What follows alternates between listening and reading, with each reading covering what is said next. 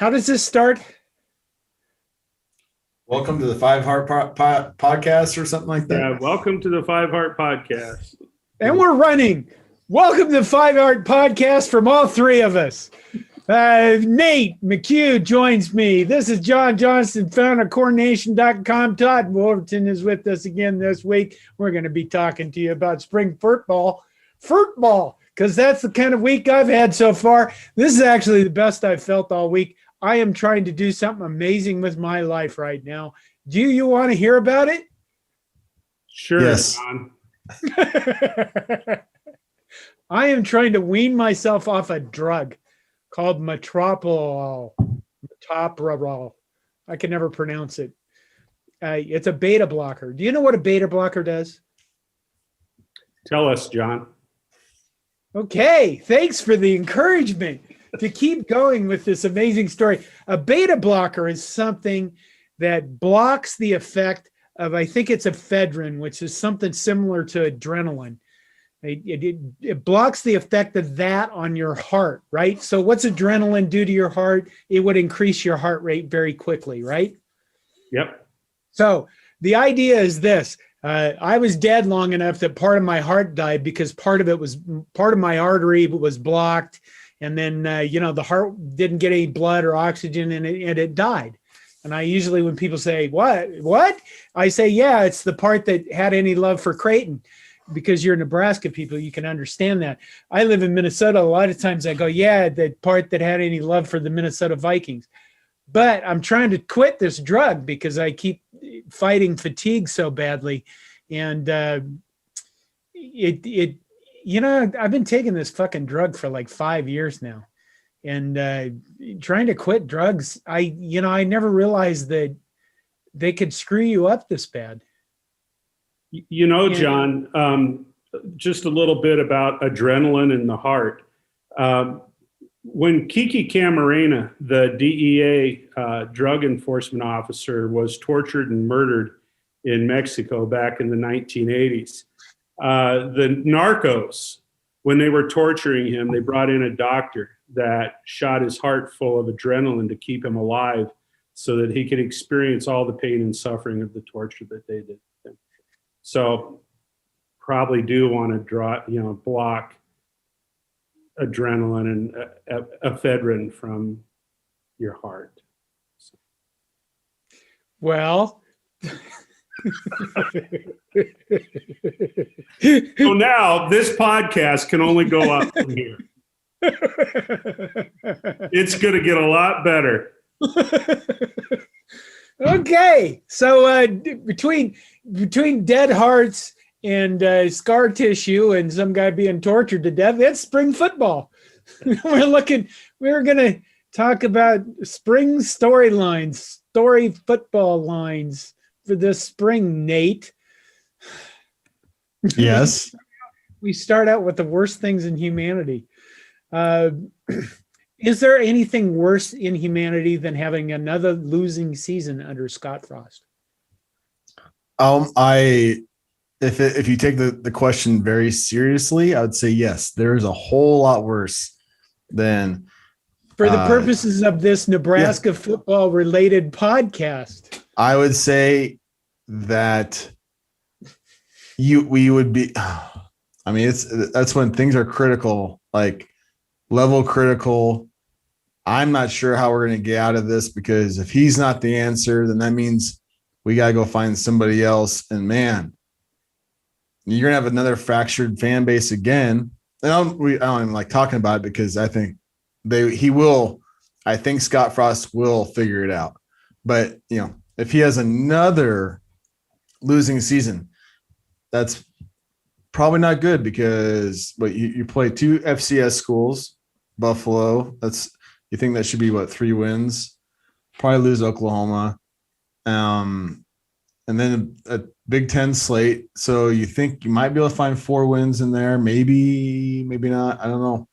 So I don't know. I don't know. It is spring. Have you even thought about the season? Me? Oh yeah. Yeah. Have you? Yeah. I have. Okay. And you're thinking we might be able to find 3 wins in the Big Ten slate? Yes. I don't have the schedule in front of me, but I think, yes, I think we have, I think we're going to show a lot of improvement in a lot of areas, and I'd say in a lot of position groups. And as I said on Slack, I feel really good about just about every position group except for quarterback, running back, and wide receiver. The three probably most important parts. And no, actually, that's it.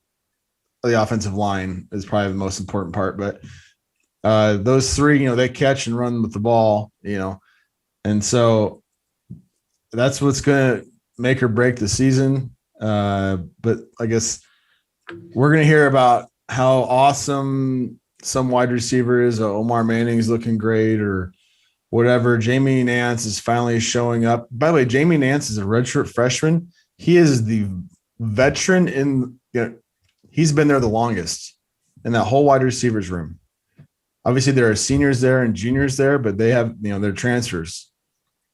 So a redshirt freshman has been with the program the longest among the wide receivers. So anyways, but I think the schedule talk is maybe for some other time, especially since, spring football is meant for, drinking Kool-Aid. I thought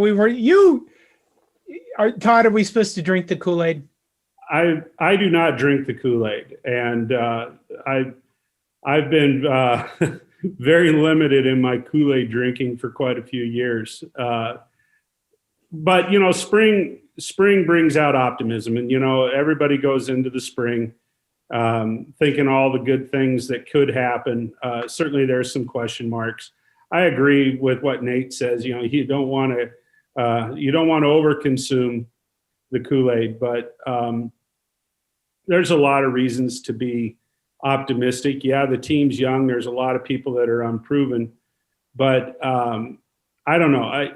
Sometimes it sounds kind of dumb. I just kind of go with my gut, and not that I'm always right, but I was not surprised with the way things went last fall. I really wasn't. But for some reason right now, I've got a pretty good feeling about how things are going to go forward.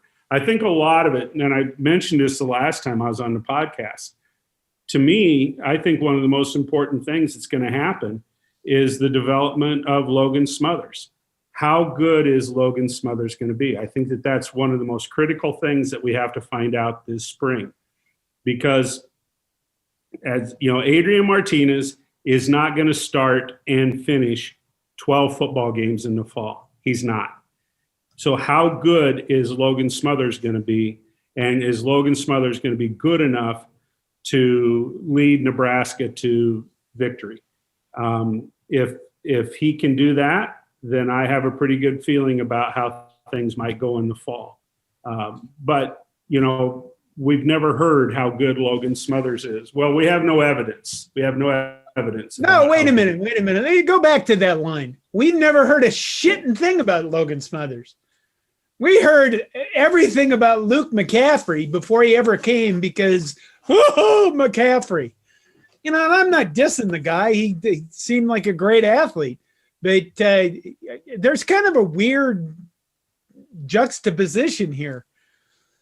Logan Smothers, nobody hears his name. Nobody talks about him. Nobody knows anything about him. Well, you never hear anybody talk about Logan's older brother, Christian, and you never hear about anybody talking about Logan's dad, Ed.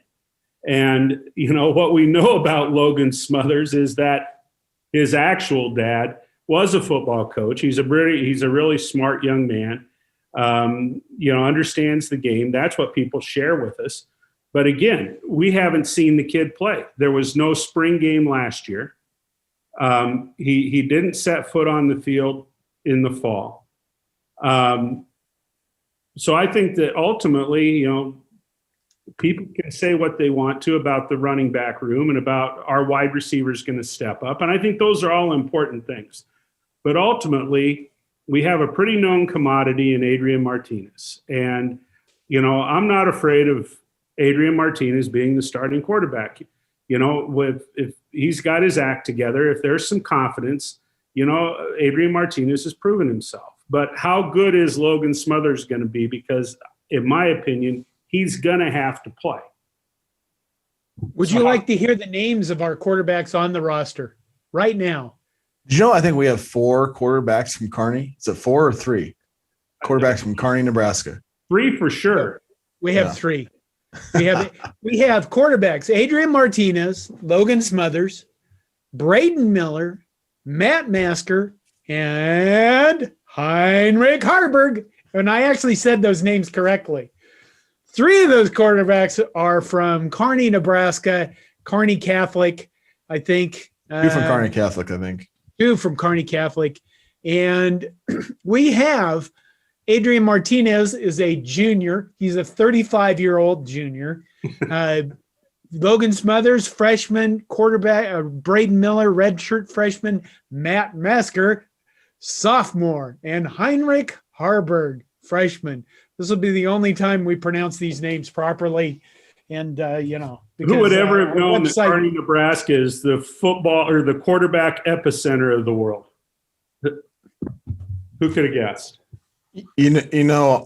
I've said several times, written and said that I think one of the biggest mistakes Scott Frost has made is I think they came in with a little arrogance that they could turn Dylan McCaffrey's brother into a Division I quarterback.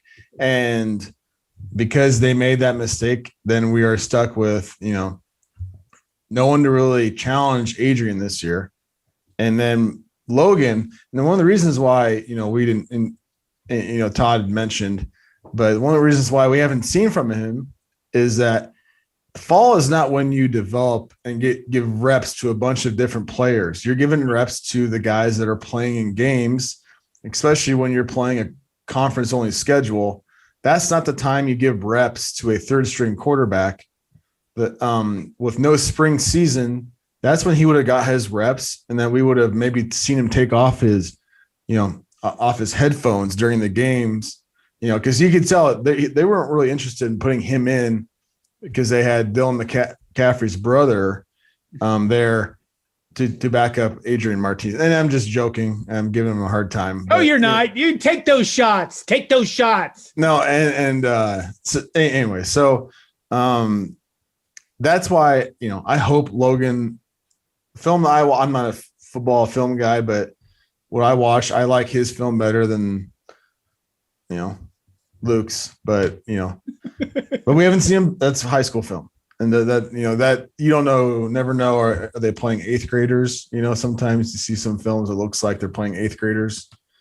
And so, yeah. Have you watched Heinrich Harrdelberger's film? No, from the way they've talked, he needs so much development that we better hope we're not going to depend on him.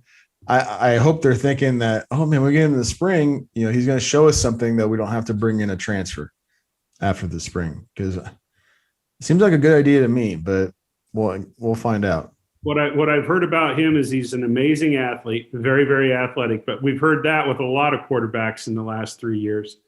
I've also heard that he's got a cannon for an arm. But that being said, he's a ways away from being ready to go. He could have packages.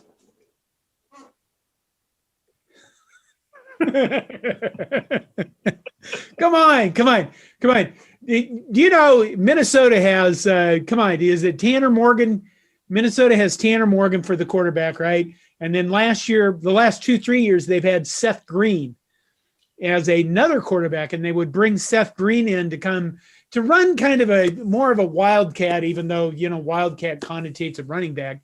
But they brought him in for packages and short yardage and goal line stuff because he was a big ass son of a bitch that could also throw the ball. So Heinrich Harrdelberg, 6'5", 190 pounds, you put some weight on him, give him some packages. What do you think? I'm not a bit. The only time I ever want to use packages, and as far as offensive football, is like a change up every now and then. I don't want to depend on it. It's just like, I mean, if that's what you're depending on, that means your starting quarterback probably isn't that great. So I hope that, Scott Frost said that Adrian Martinez, we went 24 for 28 against Rutgers. And it's funny that he also mentioned, 2 fumbles, 2 interceptions, so I don't know, whatever, that's 78% or whatever. This is the best game, of the season. If we get that guy, then we don't need any packages for Heinrich Harrdelberg, You already say his name with disdain. I just don't want to depend on him. I just this year. No, I don't either. Because that reminds me of Scott Frost was his first year that we had who starting quarterback against Troy, and we lost. He was a walk-on. And Heinrich's a starter. Heinrich Bunch? is a scholarship. What? Was it Andrew Bunch? Brunch? No, Andrew Riker Bunch? Fife. What? Riker, God, Riker Fife was a long time ago, man. I think Andrew Bunch was a long time ago. Oh, here we go. No, he transferred to Rutgers. No, that was Noah Vedral. Yeah, Noah Vedral did. By the way, if we had Noah Vedral, wouldn't that be ideal? Yeah, he might still be here if we had spring football last year. So because that was his opportunity to challenge Adrian Martinez, and then he's like, "Well, I don't have that opportunity now." I don't blame him for leaving, but man, that'd be nice to have him now. So you guys can talk. I'm gonna figure out, is it Riker Fife or Andrew Bunch? I don't know. Riker Fife played under Mike Riley. He was the kid that threw 4 interceptions at Purdue when we insisted on 2015, because that was the year I died. I remember that. What weird references. Okay, so we need to see a backup. We need to see Logan Smothers play football. Andrew Bunch. Yeah, you're right. Yeah, Andrew. We need to see Logan play. Get out there and we need to see what's going on with him. Yeah. What else? What else we got? What are your big concerns? I want Omar Manning to play. He doesn't have to have 200 yards, but just like maybe, I don't know, 3-4 catches for 60 yards ish, just to show us, hey, you're on the field. Because Coach Frost said that the problem with him is he needs to show up every day, and whatever reason he couldn't last season, and that's fine. He needs to show up every day because he's so talented and so skilled that everything's going to take care of itself. And so that's what I want to see. Actually, that might be number 1 for me. Logan Smothers is probably number 1, but number 2 is then probably. I just want to see Omar Manning get more than 1 target. I want to see him, throwing the ball up to him or whatever they have to do, just so we can see, oh, by the way, he's there, and we can maybe trust that going forward. Yeah, I'd like to, when they have their press conferences and talk about offense over the next few weeks, I'd like to hear him talk about Omar Manning. I'd like to hear him talk about some of the other wide receivers, because, like you said, a redshirt freshman has been here the longest of anybody in that wide receiver room. Okay, who's going to step up and who are going to be the people that you can go to? Whether there's a game breaker or not, I don't hear him talking about that kind of a guy. But, maybe the Nixon guy from Texas, that was injured last year and didn't play, playing in that, that duck position, duck R or whatever they're calling it. Maybe one of those people is going to emerge. I hope so. But I really hope that we start hearing the coaches referencing some of these wide receivers that we've read about, in the recruiting stuff, and that they're stepping up and doing the job. Yeah. So I recorded a podcast today of the Counter Bootleg podcast. I do the really short podcasts. And so the wide receiver that we have, the transfer from Montana, how do you pronounce his name? Samori. Torre. Torre? I believe so. Yeah. Okay. I have not heard it like on the radio or anything. So I was actually wondering if you guys knew how to pronounce it. That's Okay. what we're going with for right now. But he's probably the closest thing we have to a sure thing, going into the spring. And Xavier Betts, I'm a big fan. Baron Miles Jr. Oh. Chris Hickman, Levi Falk, caught some balls last year. Oliver Arnton. I'm just going through names. Okay. Ty Hahn. Levi Falk. Sorry. Go ahead. Excuse me. Oliver Martin might be the guy. He might be the one that ultimately is that one that they're going to throw those, 20 to 25 yard passes to. Because he's got some talent. He was a 4-star recruit coming out of high school. Michigan swept into Iowa City and took him, and then he ended up transferring back to Iowa, and then he transferred to Nebraska. But I understand. I haven't read all the articles, but it sounds like he tested pretty well at the end of winter conditioning and made some progress, in that program. So I would look. I mean, in my opinion, based upon what little I know about it, I would look for Xavier Betts, Oliver Manning, and the transfer from Montana, Torre. I would expect to see those guys out on the field, but who knows? Here you go, John. Question for you. And you said his name. Who is? Sorry if you hear that. It's my dog. The leading returning receiver as far as catches or receptions from last year. Who do you think it was? Well, is it Austin Allen? Wandale Robinson was top. I'm talking about wide receivers. Austin Allen would have been. It was probably Levi Falk then. It was 13 catches. Yeah. I did like Levi Falk just kind of showed up, got on the field and caught the ball when they threw it to him. Unlike the other guy that was the son of the NFL Hall of Fame quarterback guy that dropped balls. Touchdowns.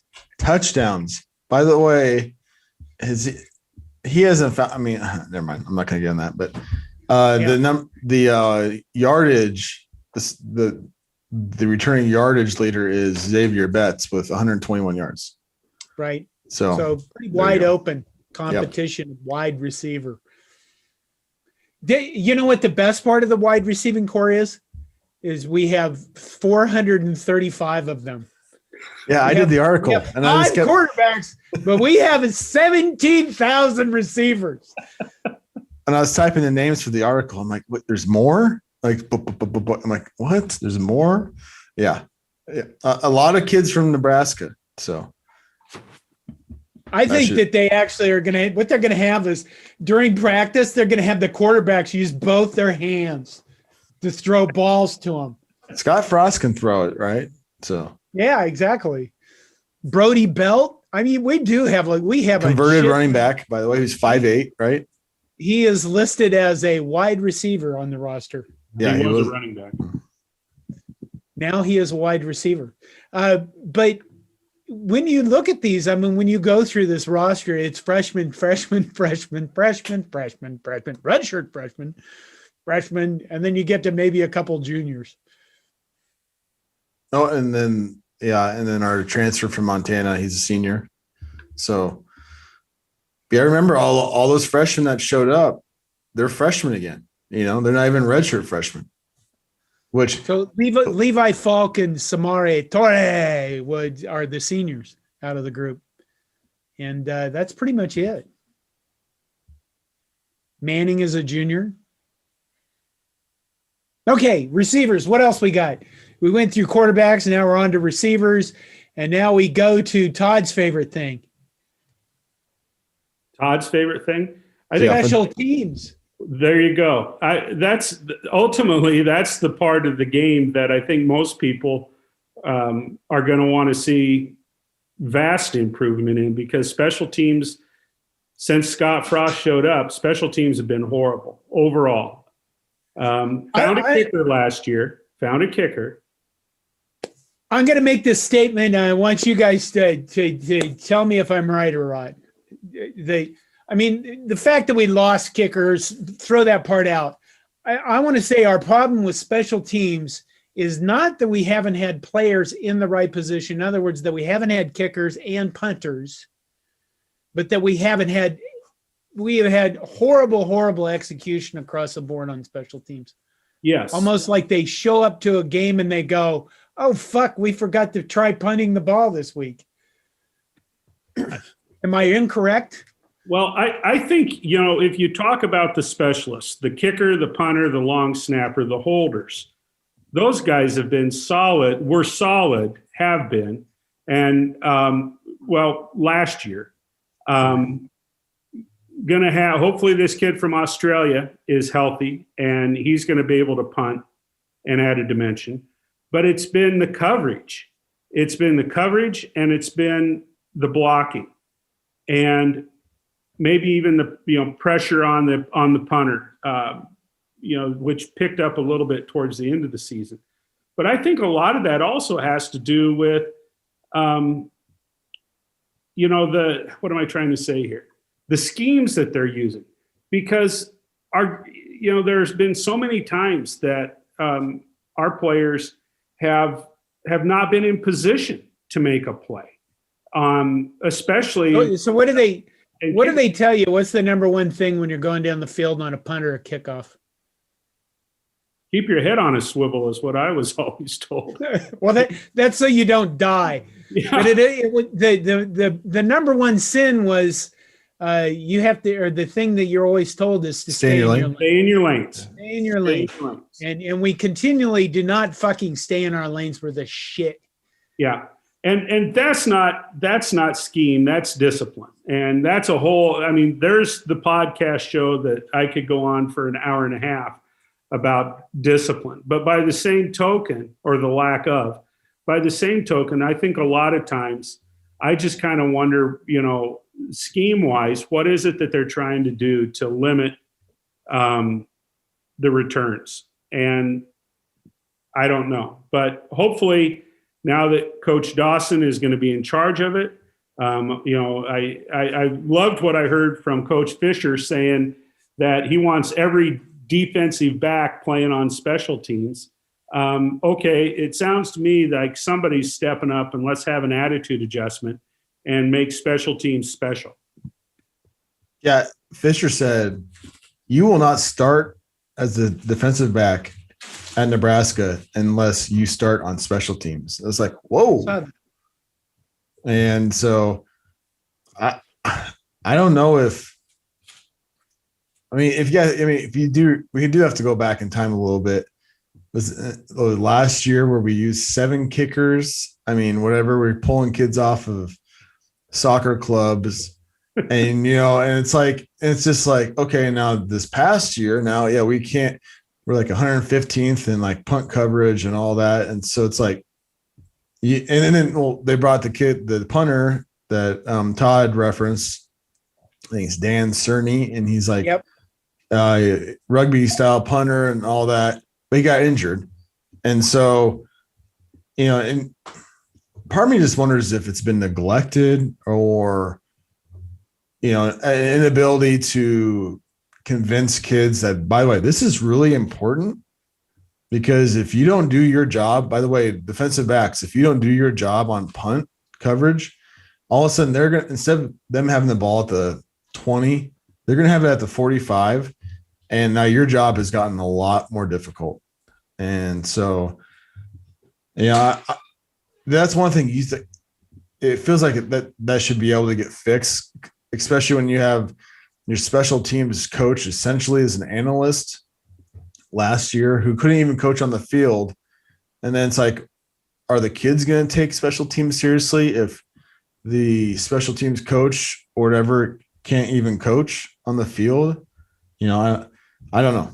And so, here's another question for you guys. How many place kickers do we have on the roster? 5. I don't know. Actually, I don't know that, but 4 or 5. Can one of them throw the football? Connor Culp, maybe. I don't know. How many are there?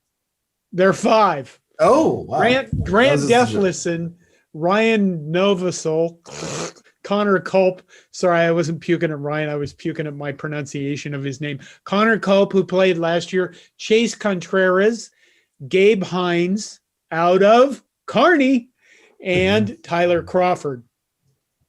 Contreras is the one that came from Iowa Western, I think. And he came in, with some pretty decent accolades. Yeah, he was highly regarded, I think. Yeah. And then they were fortunate and got Connor Culp. And, I feel good about that. I think that the other point is, I'll just throw this question out. I'm not expecting anybody to look it up, but, how many close games, one score or less games has Nebraska lost since Scott Frost has been here? And that's where special teams are so important, are on those close losses. And, that's why I really hope that through the course of the spring, there is vast improvement with what happens with the special teams. I think before last year, and I don't know what it was last year, but before last year, he was 3-9 in one score games, I think. Now, don't quote me on that, but yeah, it's like, hey man, maybe the little things, he said in his spring press conference that the small things they're going to do in fundamentals and stuff, I'm like, good, man. That'd be nice. That'd be really nice. Okay, special teams. We have 2 punters on the roster, Daniel Cerny and William Pristip, who is the Michigan State guy, whose name we got to get back in form with these names, man. But I mean, we have the freshman kid Daniel Cerny out of Australia. For some reason, a Pro Kick Australia, which apparently they provide punters to America, and then Prista from Michigan State. These both look like they're decent punters. We only have 2. Is that enough punters? Well, who knows? One would have thought that 3 or 4 kickers would have been enough 2 years ago. I mean, this is Scott Frost's roster of 150 kids. So, okay, running back. Should we do running back, or should we spread some of these out, or should we do news because we have a month of spring football? I think we can spread them out a little. Yeah. I have to go. Okay. I have to get on a plane. Okay, then we're gonna finish. I'm gonna finish the sentence. Have I said this has been a nasty week? Did I tell you what the effects of trying to get off this drug is? It's like massive brain fog. Like, honest to God, like I feel like I can focus on things for about 10 minutes, and then I just go off and orbit Mars. I'm waiting for Elon Musk to show up. Honest to God. Okay, so we'll save running backs for later. Maybe as we find out more about running backs. Here's a great question for both of you. Something that's running through every Nebraska fan's mind. Every Nebraska fan's mind. What is the identity of this football team? Go ahead, Todd. I think that statement, what is the identity, is one of the biggest bullshit concerns that people have. What it is it's a way for sports writers and fans and whatever to throw something out there when they can't explain why a team is not successful, or if a team is doing something out there that they don't recognize, and they can't put a tag or a label on it. Nebraska was successful for years and years playing power football, running the ball, putting, with the option, they were an power option football team. That was their identity. Right now, a lot of people don't understand what the offensive philosophy and the offensive scheme is that Scott Frost is instilling at Nebraska. And so therefore they can't put a label on it, and they say, well, what the hell is the identity? Well, once Nebraska starts winning and people understand what the offense looks like, then they'll be able to, define what the identity is. It's not just on the offensive side of the ball.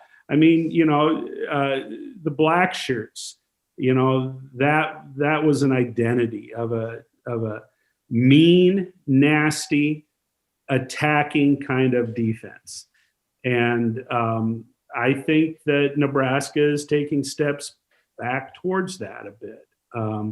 Too many people get caught up in identity. So yeah, that's what I think. How about this? Our identity should be do your job. Whatever your job is, do that. And if that means pushing or moving someone that way, or like a double team, or whatever your job is, do that. Because obviously we're not doing that. You always want to say, oh, it's football, so toughness and physicality. We want to be physical. Physicality. But guess what? If you don't do your job, if you go and be really physical in the gut, and you're supposed to be blocking, the tight end or not blocking the tight end, sorry, blocking the defensive end, and when you should be blocking or helping on the defensive tackle or whatever, you're being really physical. But guess what? All of a sudden, that defensive tackle is killing your quarterback. I don't know. To me, it's just we need to figure out how to just do your own job, and but that's not. You don't want to put that in a newspaper, right? So, yeah. Well, maybe you do. Maybe it should be our job. Doing our job at Corn Nation would be to come up with an identifiable identity to identify what's going on. What maybe not even what's going on, but what we want to go on for our football team, like a slogan or a catchphrase. I mean, they had one years ago, unfinished business. And they won shit tons of games. Well, maybe they need a catchy slogan. How about yes, that's it. That's what we need. We need a catchy slogan for spring football that the fan base can all get around and say, oh, by the way, what was it before we played USC, by the way? Wasn't there a good old slogan? Maybe there wasn't, but you can't spell suck without USC. Oh yeah, and then they went and just destroyed us. Took our souls away and all that. And so I would like Scott Frost. This is kind of a random thing, but just popped in my head because this year's USC, it would be what, Oklahoma? And so it's like, we don't need to put all of our season hinges on Oklahoma or not, because it doesn't at all. It doesn't. But some people are afraid that, oh, by the way, if they blow us out, then our program's done with type of thing. Like, no. They're probably going to beat us, and it's probably going to be by double digits, if not worse. And, I guess maybe my position on that will change as we get closer because, Kool-Aid's always sitting there if you want to drink it. I'm just not drinking it yet. And so I'm not even sure where I was going with that, but you had a thought. It hurt your head. It was so strong. And it just went and it's gone. You're not even that old, man. Although you do have young children. So. I had COVID and I could definitely tell it's not as efficient yet. COVID. Yeah. You didn't know I had COVID? You probably did. I messaged you. What did I just mentioned a little bit ago about brain fog? I mean, my memory has been poopy, to be nice. Okay, so you guys don't care about what is the team's identity? No.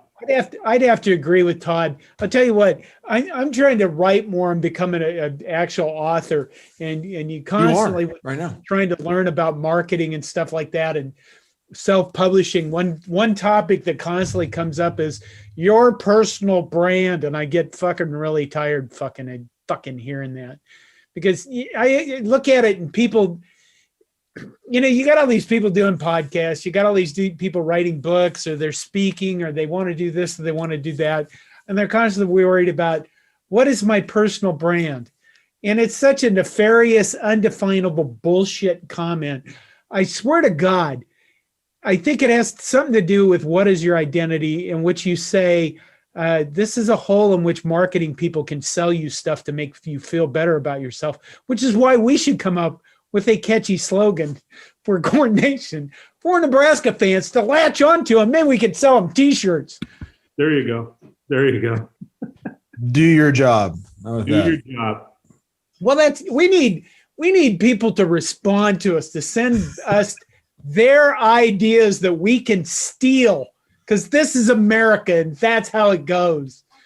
We have a platform and we'll say your name or something if you send us catchy ideas that we can use, that we make ours. Speaking of that, go ahead. What is Nebraska's identity this season? What is Nebraska's slogan to win?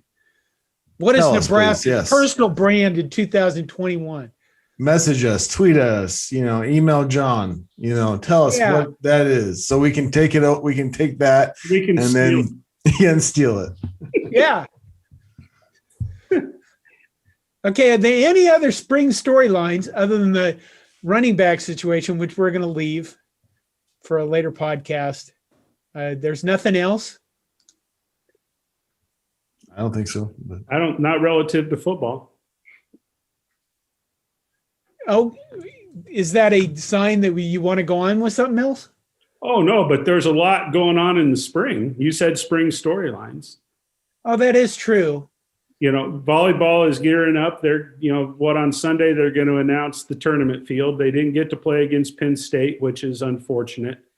I'm hoping for the best for the volleyball team. I don't know that they've lived up to anyone's expectations, even their own, even though they've got, they're rated fourth. They still haven't played their best. They haven't played the best games that they're capable of playing. Baseball sits at number 2 in the Big Ten Conference, headed to Illinois for a 3-game series this weekend. That'd be wonderful if they could win that series, Nebraska, Michigan, and Indiana. Indiana's at the top at 11-3. Michigan and Nebraska are both 11-4. So it's really kind of a weird, combo there. But I think what you are seeing in the Big Ten with regards to baseball is those are the top 3 teams. Yeah. And Northwestern is 9-5, which is shocking, and I think that's largely because they have bats, and they hit the ball with their bats, and they do well hitting the ball with their bats.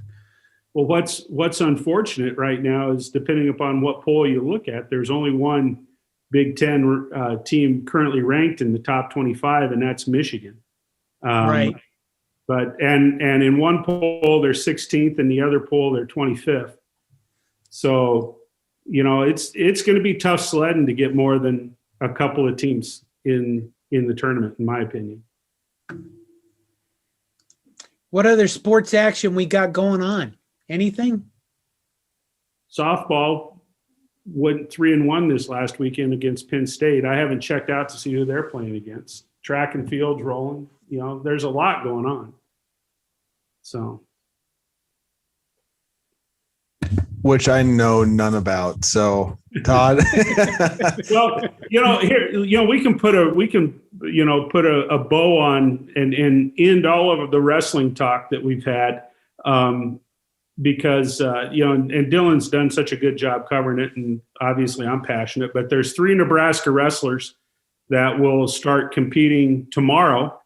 The Olympic trials are tomorrow and Saturday, and you've got 3 Nebraska alums that are in the field, James Green and Jordan Burroughs and Tanner Farmer, who for those that didn't pay any attention or that don't know, Tanner Farmer, the former offensive lineman, ended up going to Concordia University out at Seward as a graduate student and discovered that he had eligibility left to wrestle. And last year he was the national runner-up at 285 in NAIA. And last week he won last chance qualifier for the Olympic trials, and he is the 6th seed at 285 pounds. So that's kind of a unique story for Tanner Farmer, who he was an incredible high school wrestler. I mean, you know, anybody that paid attention to his recruiting knew that. But Jordan Burroughs, you know, it's this is a big weekend for him. He could qualify for his 3rd Olympics, which there's only one other wrestler from the United States that's wrestled in 3 Olympics, Kenny Monday. And James Green has had to cut a lot of weight because in the Olympics, they only have 6 weight classes instead of 9 that they use, you know, for international level. James Green's cut a lot of weight to get down, and, you know, it's a big weekend for the 3 of them. Well, is there anything else we need to do before we go? The spring game is 1 month away. Tickets go on sale tomorrow, right? Public tickets, right? Public tickets are tomorrow. Yep. Are you guys going to go? Nope. No, Why? I've never been to a spring game. I have, and I have. You know, I've said this before, and actually I wrote about this a couple weeks ago in Flakes, I think. John, when you allowed me to show up for a Nebraska football game as a member of the media, if you want to put that in quotes or whatever, it kind of like took away some of the magic, I guess you would say, about Nebraska football for me, because you kind of see how things work and how, like, behind the scenes, you know, the veil's pulled back a little bit. So my interest isn't that, you know, I'm not as like, oh, I want to go and see it at Memorial Stadium as much.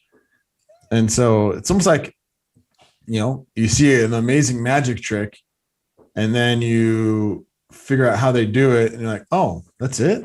You know, it's not that, you know, there's not that much special behind it. And so, yeah, I don't. Someday when my kid's older and he'll enjoy it, then I'll take him. But yeah, and plus I could just watch it on TV type of deal. I think oh my God, you guys sitting on your butts. No, there's a Nebraska baseball game that day. I would rather go to that, actually. Is there? Yeah, I Yeah. don't think there's a home game though that weekend. Is there? I think there is. I think they moved the start time back to 4:00. Well, I hope to shoot it. So Good. we need photos from the spring game of guys that we would normally won't get photos from through Getty, and I need photos of Mike Dawson looking like Tony Soprano about to whack a guy. Those are the photos that I want to go get. And you know, unlike you, I like being on the sideline for games because there is so much shit going on the sidelines. If people ever got to experience like being on the sidelines for some of these sporting events, you'd be amazed that they even can pull these things off at all, because there are so many things simultaneously happen on the sidelines or in an arena or things that are going on that you're like, who coordinates all this shit, man? I was on the sidelines for an LSU Arkansas game, and it was, I would honestly tell you, it was one of the most incredible experiences of my life. You know, that's certainly one of the at least top 10, if not top 5 things that's ever happened. And I couldn't believe how different the game is and everything that's going on that you're not aware of when you're down there. So, you know, when you're on the sideline, John, I'm almost jealous. Actually, I am jealous. And Todd, you got to do that, because when I got to, you know, cover the game as a member of the media, they put you up in like, yeah, whatever floor, the 6th floor, and you can't hear the crowd really, and right, you can't even feel, you don't feel the game like you would if you were down there. And I think that's what you kind of miss. So yeah, I could see It's interesting being on the field where you can see at the level that a quarterback is, and sometimes if you look like if you're in the end zone and you're behind a guy and he's looking down the field to throw the ball, you're like, how in the holy fuck does he even see that? Because there are so many players, in front of him for the linemen and stuff like that. And you're like, how can this guy even know what's going on? Except that he's done it 300 or 400 times. You know what I mean? Well, but it's definitely a different perspective. And along with that, John, and since you've been down there quite a bit, I can't believe how fast it is. You cannot appreciate how fast those guys are moving when you watch them on television, or even when you're in the stadium 20, 30, 50 rows up. When you're down there at field level, it is just, to me, it's incredible how fast those guys move. That's one of the reasons why you see photographers get run over, people on the sidelines, is because I don't know how many times you do that. It's still surprising, And the other problem is you have to constantly keep your field of vision open because there's so much, you're looking over here at this guy receiver across the field, and there's another guy coming down the sideline right next to you, and he's going to get smashed out of bounds straight into your face because the defense, that's where the ball's going, and you don't even know that, especially when you're looking down a lens. I remember being at the Minnesota game a few years ago, and these two teenage girls were behind me, and I was like, why in the hell, why are you on the field here? Why? I wasn't trying to be mean, but it was like one of them's grandfather had given money to the athletic department, and she brought her friend. And my biggest concern about them wasn't that they were on the field. It was that they kept walking behind me.